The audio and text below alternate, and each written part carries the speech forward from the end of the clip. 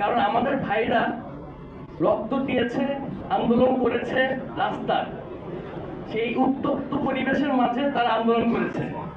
কিন্তু এই বিপ্লবের পরে যে সরকার এসেছে, সেই সরকার শপথ নিয়েছে এসি রুমে বসে।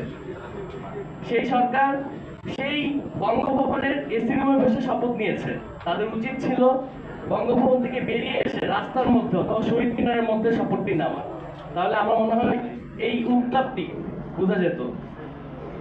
আমরা কয়েকদিন আগে দেখেছি যে কোনো এক স্বনামধন্য সাংবাদিক বলেছে যে বিপ্লবীদের রক্তের কথা বলে একটা অট্টহাসি দিয়েছে। তিনি এই অট্টহাসি কেন দিয়েছেন? কারণ তিনিও এই জুলাই আগস্ট গণঅভ্যুত্থানের উত্তাপটি বুঝতে পারেনি, এবং এই অট্টহাসির মাধ্যমে তিনি যে কুলনেস দেখিয়েছে, এই কুলনেস দেখানোটাই ওনার কাছে স্বাভাবিক মনে হয়েছে। কারণ এই উত্তপ্ত রাস্তায় যদি সরকার নেমে এসে শপথ নিত, তাহলে হয়তো বা এই উত্তাপটি বুঝে যেত। এইগুলো আসলে মনের ক্ষোভ, যেগুলো প্রকাশ করার কখনো কোথাও সুযোগ পাই না, অথবা পেলেও সেভাবে করতে পারি না, কিন্তু আজকে এখানে করছি।